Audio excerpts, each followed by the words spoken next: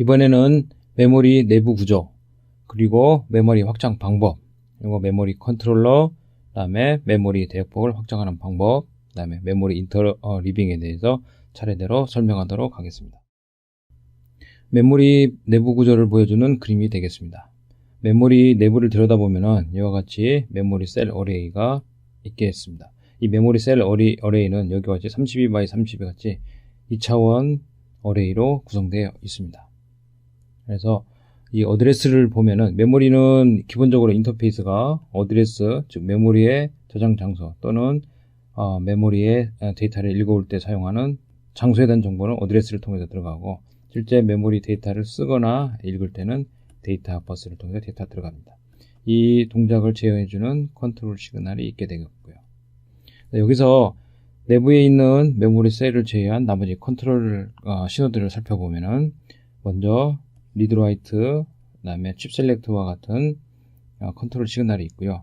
데이터가 쓸 때 들어가는 패스와 읽을 때 나오는 데이터가 흘러나오는 패스, 이 두 개가 있습니다. 그리고 어드레스는 이와 같이 좌측에 표시되어 있습니다.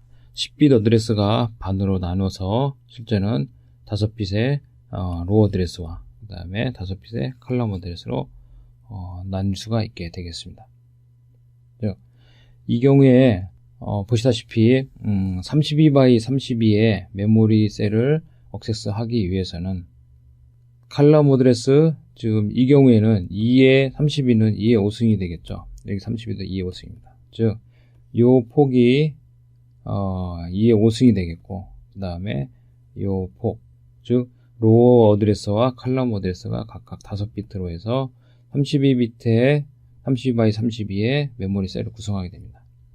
이 메모리 셀은 32x32는 사실은 1K가 되겠죠. 1024개의 메모리 셀을 가지고 있는 구조가 되겠습니다. 따라서 1K 메모리를 액세스하기 위해서는 10빗의 어드레스가 필요하고, 이 어드레스는 실제 내부적으로는 5빗으로 로우 어드레스와 컬럼 어드레스가 나눠져서 각각 디코더를 통해서 로우 어드레스를 이 줄을 선택하게 되고, 이 줄을 중에서 어느 거냐 하는 것을 식별하기 위해서는 이와 같이 멀티플렉서를 사용해서 선택하게 됩니다. 그래서 이 어드레스를 통해서 메모리 장소를 결정하게 되고, 특히 이 로 어드레스를 통해서 몇 번째 줄에 있는 것 중에서 요 칼럼 먹스를 통해서 몇 번째 칼럼에 해당하는 것, 즉 요 장소를 특정하기 위해서는 먼저 이 로를 선택하고, 이 로에 포함된 많은 셀 중에서 이 부분을 선택하는 것은 이 먹스 회로가 되겠습니다. 다음은 메모리 확장에 대해서 알아보겠습니다. 메모리 확장은 메모리 익스펜션이라 해서 대부분의 경우 용량을 확장하게 됩니다. 여러 개의 메모리 칩을 연결해서 대용량 메모리를 구성하는 것을 메모리 확장이라고 얘기합니다. 확장 방법에는 용량 확장과 워드 확장이 있습니다. 용량 확장은 사이즈 익스펜션 또는 캐패시티 익스펜션이라고 하는데, 메모리 용량을 확장하는 것을 말합니다. 워드 확장은 메모리 입출력 대역폭을 확장하는 것을 얘기합니다. 하나의 어드레스를 사용해서 메모리 장소를 액세스할 때 그때 흘러나오는 데이터의 양, 그것이 바로 데이터의 폭이 되겠습니다. 먼저 용량을 확장하는 방법을 예를 들어서 설명하도록 하겠습니다. 16K 바이트, 즉 16K 곱하기 8의 캐패시티를 갖는, 용량을 갖는 메모리 4개를 사용해서 64K 바이트 메모리로 확장하는 그림이 되겠습니다.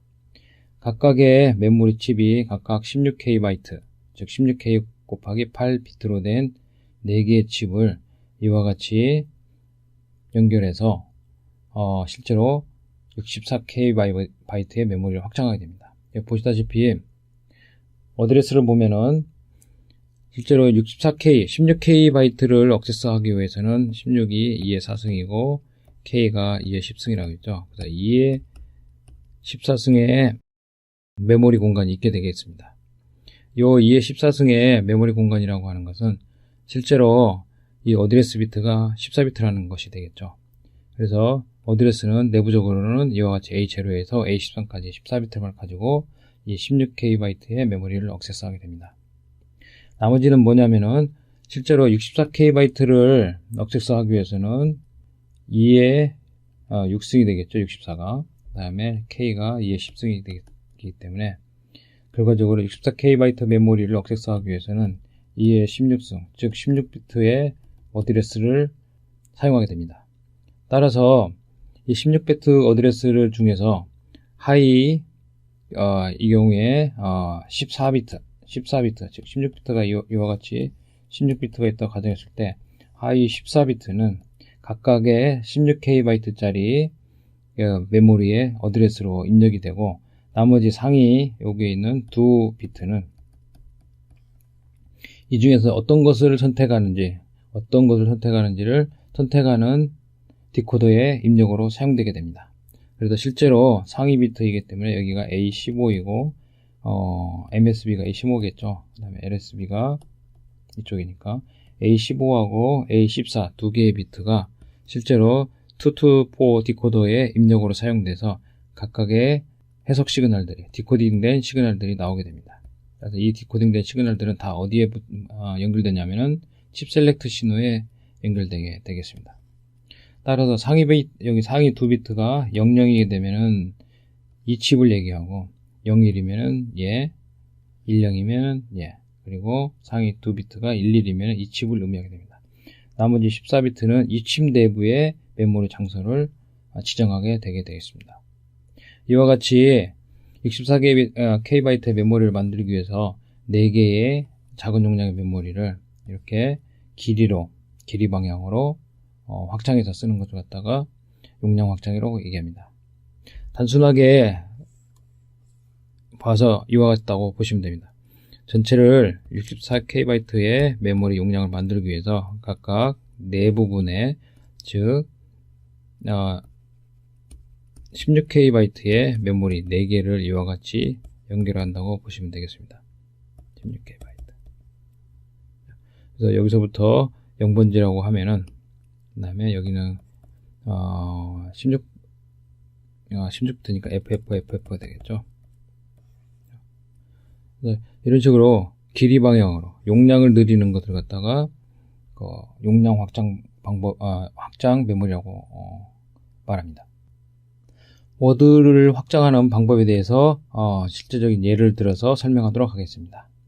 2KB 메모리 8개를 사용해서 16KB 바이트 메모리로 확장하는 방법입니다. 2KB의 메모리는 실제로 내부적으로는 16K 곱하기 1비트의 구조를 가지고 있습니다.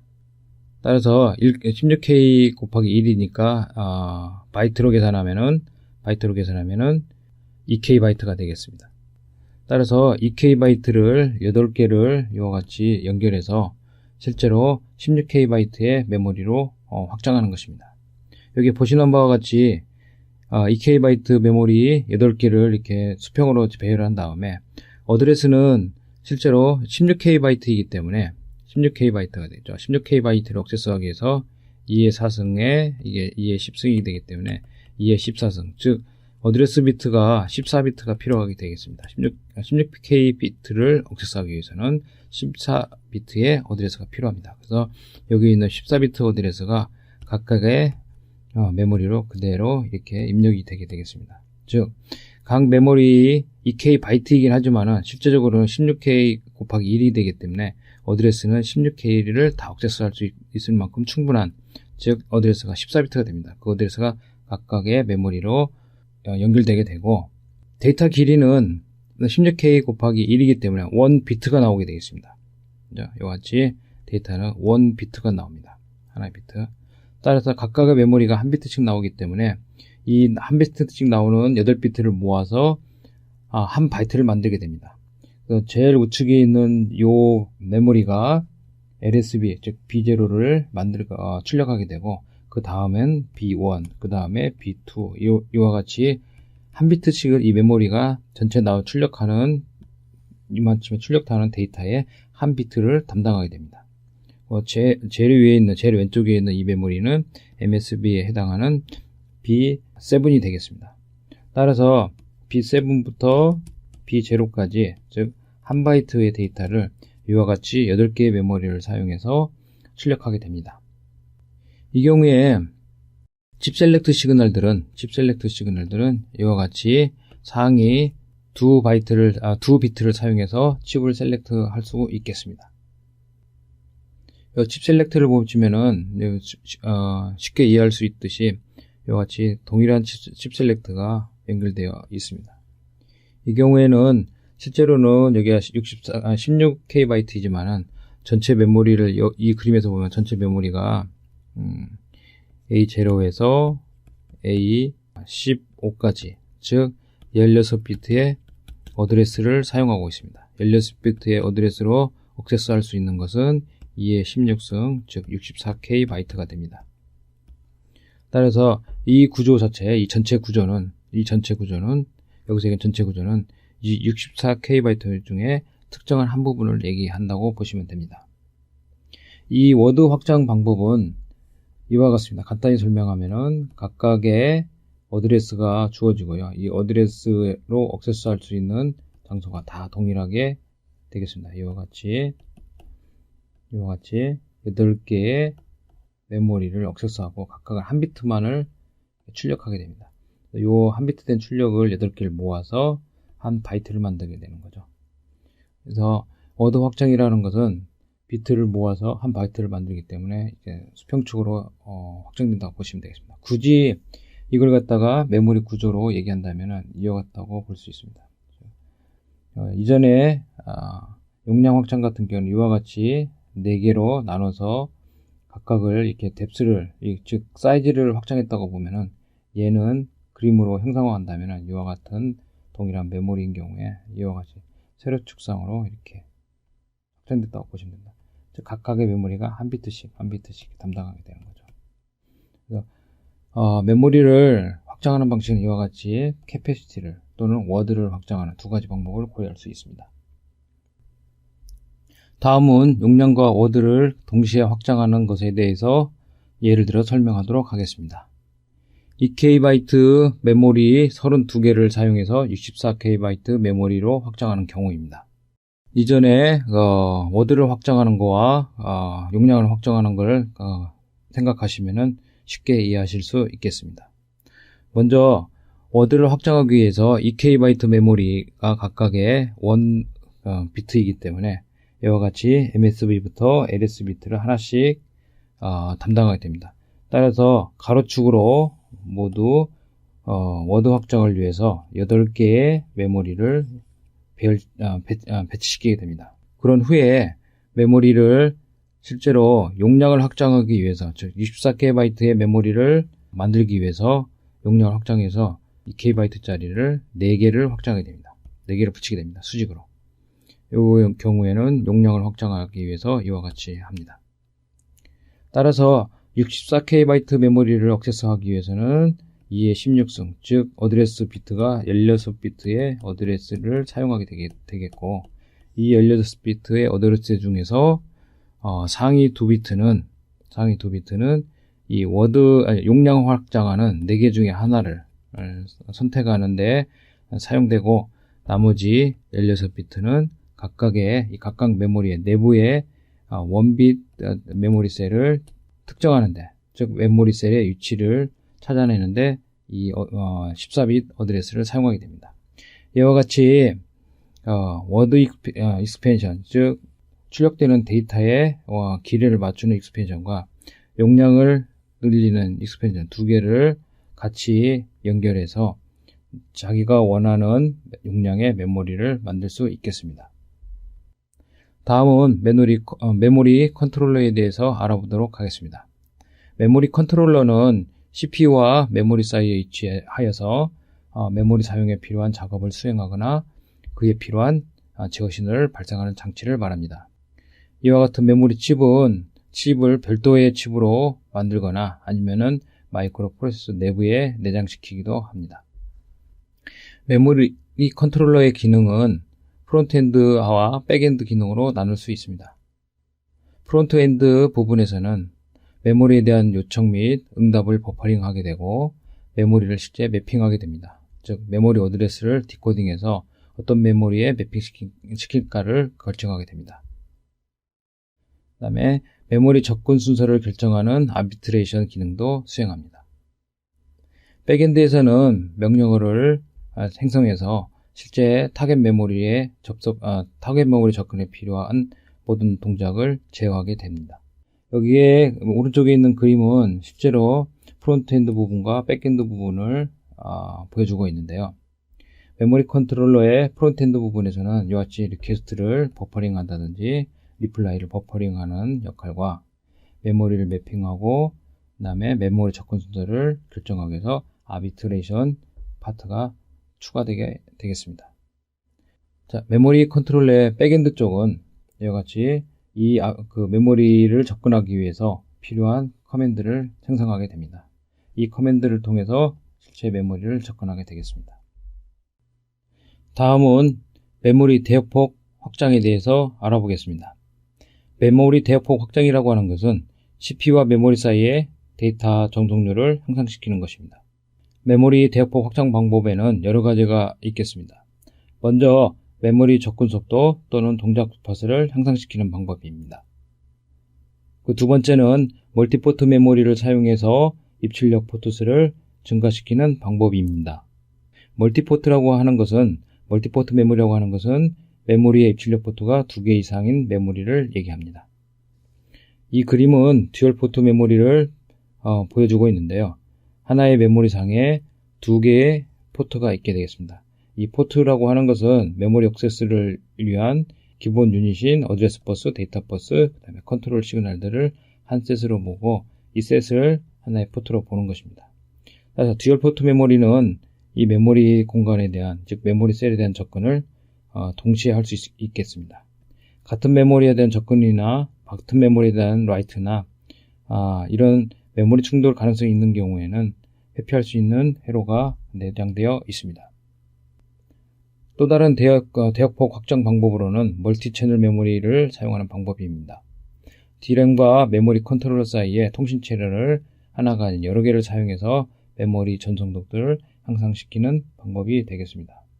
즉 메모리 컨트롤러와 메모리 모듈들 사이에 채널을 여러 개 두어서 지금 2개가 있습니다. A 채널, B 채널. 그래서 여러 개 두어 전송도들을 향상시키는 방법이 멀티 채널 메모리라고 하겠습니다. 다음은 메모리 인터리빙에 대해서 설명하도록 하겠습니다. 메모리 인터리빙 역시 메모리 대역폭을 확장시키는 방법 중에 하나가 되겠습니다.